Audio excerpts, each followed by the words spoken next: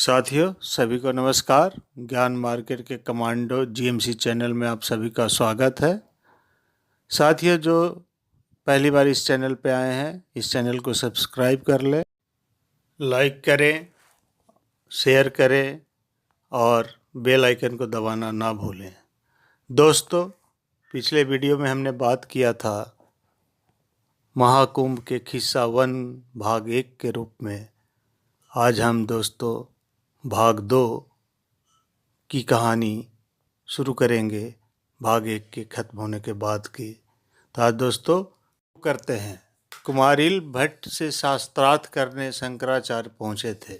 कुमारिल ने आग में देह त्याग दी। दोस्तों, प्रयागराज और कुंभ किताब में कुमार निर्मलेंदु लिखते हैं, 8वीं सदी की बात है। भारत में बौद्ध धर्म तेजी से फैल रहा था। कई लोग वैदिक धर्म छोड़कर बौद्ध बन रहे थे। वैदिक संत कुमारिल भट्ट इससे दुखी थे। वे बौद्ध मत का खंडन करना चाहते थे, लेकिन इसके लिए बौद्ध मत को समझना जरूरी था। बौद्ध धर्म की शिक्षा के लिए वे बौद्ध गुरु श्री निकेतन के पास गए। लंबे समय तक उनके साथ रहकर बौद्ध धर्म का अध्ययन किया।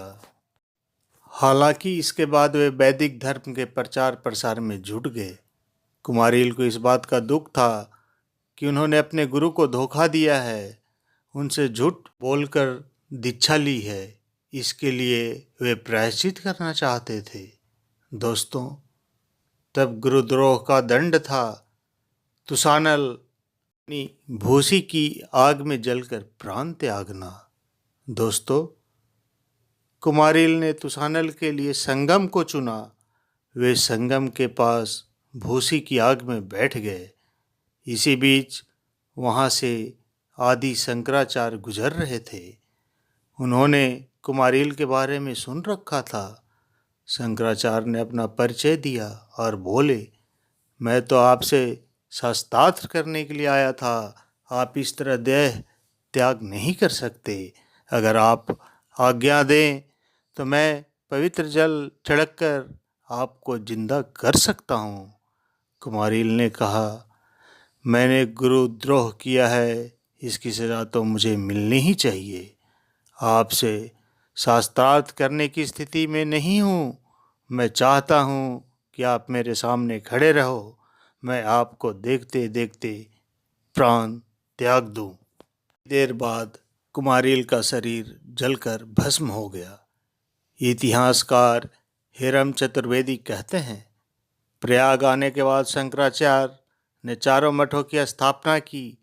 ऐसा माना जा सकता है कि चारों जगहों पर लगने वाले कुंभ से ही उन्हें 4 मठों की स्थापना का ध्यान आया। इसके बाद उन्होंने अखाड़ों की व्यवस्थित तरह से नींव रखी। क्यों? संगम के पास पेड़ से कूदकर आत्महत्या करते थे। कुछ लोगों का कहना है जहांगीर ने पेड़ को कई बार काटा, इसके बाद भी लोग आत्महत्या करते थे। दोस्तों, फारसी विद्वान अहमद अल बरूनी 1017 ईस्वी में भारत आए। अल बरूनी अपनी किताब तारीख अल हिंद में लिखते हैं, यहाँ संगम के पास एक बड़ा सा वृक्ष है जिसकी लंबी लंबी शाखाएं हैं। यह एक वट वृक्ष है जिसे अक्षय वट कहा जाता है। इस वृक्ष पर चढ़कर ब्राह्मण और क्षत्रिय गंगा में कूदते हैं और आत्महत्या कर लेते हैं। इसके दोनों तरफ मानव कंकाल और हड्डियों के अवशेष दिखते हैं। कई लोग तो खुद को गंगा में डुबोने के लिए एक व्यक्ति भी साथ लेकर जाते हैं। वो व्यक्ति तब तक उन्हें गंगा में डुबे रखता है जब तक प्राण न निकल जाए। हकीम शम्स उल्ला कादरी की किताब तारीख हिंद के मुताबिक जहांगीर ने अक्षय वट को कटवा दिया था। उसने उस जगह को लोहे की मोटी चादर से ढकवा दिया था ताकि दोबारा वृक्ष बाहर नहीं निकले। लेकिन इसकी कोपले भी पनप गई। उसके बाद जहांगीर ने कहा था, हिंदुत्व कभी मरेगा नहीं, ये पेड़ इसका सबूत है। पद्म पुराण में अक्षय वट को तीर्थराज प्रयाग का छत्र कहा गया है। मान्यता है कि इस वृक्ष को सीता ने आशीर्वाद दिया था कि प्रलय काल में जब धरती मग्न हो जाएगी और सब कुछ नष्ट हो जाएगा, तब भी अक्षय वट हरा भरा रहेगा। 1583 में अकबर ने प्रयाग में किला बनवाने के बाद अक्षय वट को भी किले के अंदर रख लिया। मुगलों ने अक्षय वट के दर्शन पर रोक लगा दी। यह रोक अंग्रेज़ों के दौर में और उसके बाद भी जारी रही। 2019 में इसे आम लोगों के दर्शन के लिए खोल दिया गया। तैमूर के बारे में कहा जाता है कि कुंभ मेले में लूटपाट करने आया था तैमूर लंग। नागा साधुओं ने उन्हें खदेड़ दिया।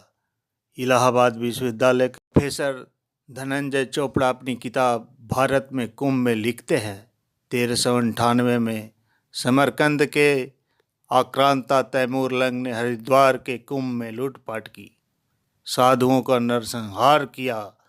इस किस्से का जिक्र तैमूर ने अपनी आत्मकथा तुजुक ए तैमूरी में किया है।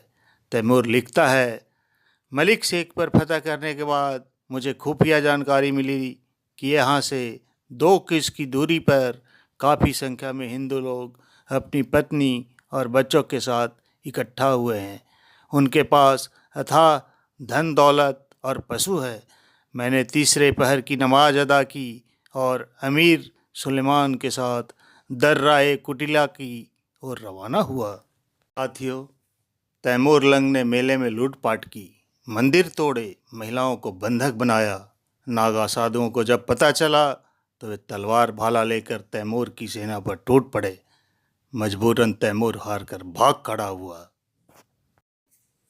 सिखों के गुरु नानक देव के बेटे से प्रभावित हुआ था जहांगीर। उदासीन अखाड़े को 700 बीघा जमीन भी दान दिया था। दोस्तों, कोठारी महंत शिवानंद के मुताबिक 16वीं सदी में गुरु नानक देव के बेटे श्री चंद्रदेव ने उदासीन संप्रदाय की नींव रखी। वे धर्म के प्रचार के लिए अलग अलग जगहों पर जा रहे थे। इसी दौरान वे लाहौर पहुँचे। मुग़ल बादशाह जहांगीर को पता चला कि श्री चंद्रदेव यहाँ आए हैं। उन्होंने बुलावा भेजा। इसको लेकर एक चर्चित कहानी है कि जहांगीर के दरबार में पहुँचते ही श्री चंद्रदेव ने अपने गुदड़ी कमलासन नाम के शिष्य को दे दी। कमलासन ने गुदड़ी जमीन पर रख दी। अचानक गुदड़ी में कंपन होने लगा। यह देखकर जहांगीर हैरान हो गया। तब श्री चंद्रदेव ने कहा कि गुदड़ी, तुम बादशाह को अपना परिचय दो। बादशाह का शरीर कांपने लगा, आंखें लाल हो गई, शरीर तपने लगा। बादशाह दर्द से कराह उठा। उसने श्री चंद्रदेव से कहा कि वह इस दर्द से मुक्ति दिलाएं। श्री चंद्रदेव ने जैसे ही हाथ से कुछ इशारा किया, बादशाह का दर्द हो गया। दोस्तों, श्री चंद्रदेव ने बादशाह से बताया कि यहाँ आने के पहले वे बीमार थे, उन्हें तेज बुखार था। उन्होंने बुखार से कह रखा था कि जब तक मैं बादशाह के दरबार में रहूं, तुम गुदड़ी में रहना। शाहजहाँ इससे काफ़ी प्रभावित हुआ और श्री चंद्रदेव को 700 बीघा ज़मीन दान कर दी।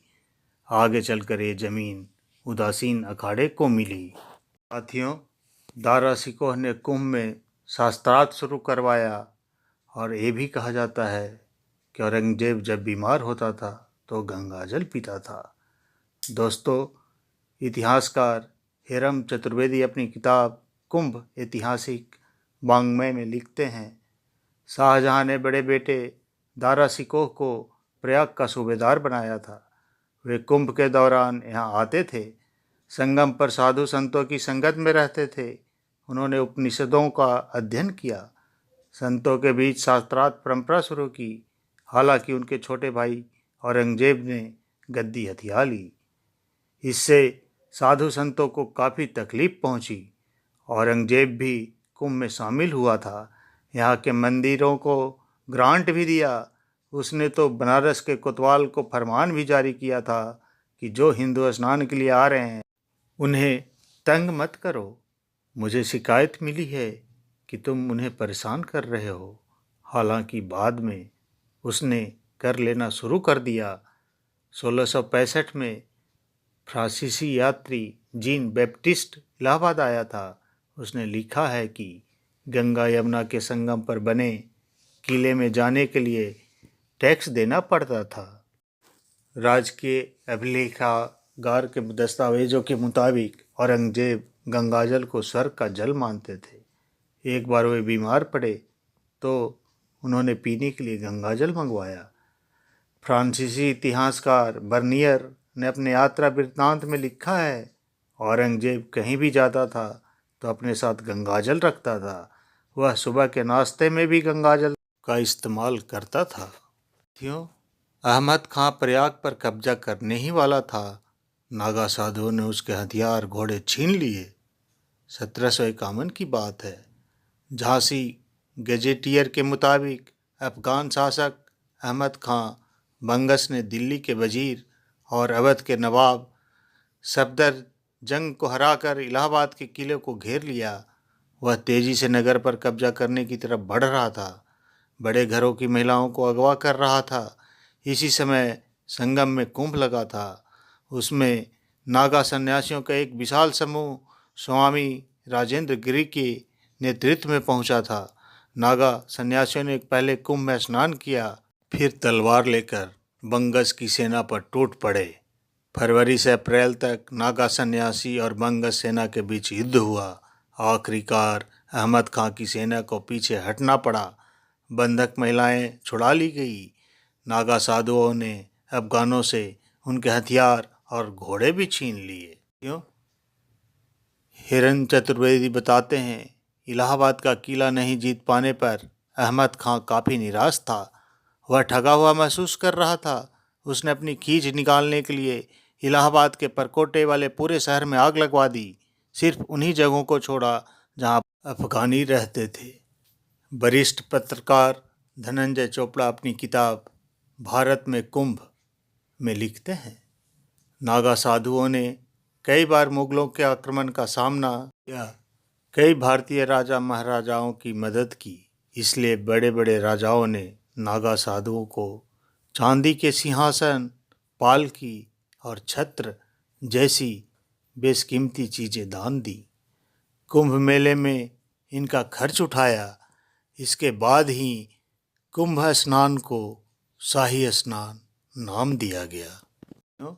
महाकुंभ के कहानी भाग 2 आपको कैसा लगा, इसके बारे में हमें कमेंट सेक्शन में जाकर कमेंट लिखकर ज़रूर बताएं। साथ में इस चैनल को ज़्यादा से ज़्यादा लोगों को साथ शेयर भी करें। दोस्तों, इसके महाकुंभ का कवरेज और जारी रहेगा। आगे भी और वीडियो आते रहेंगे, इसलिए हमेशा इसको सब्सक्राइब कर लें और वॉच करते रहें। धन्यवाद।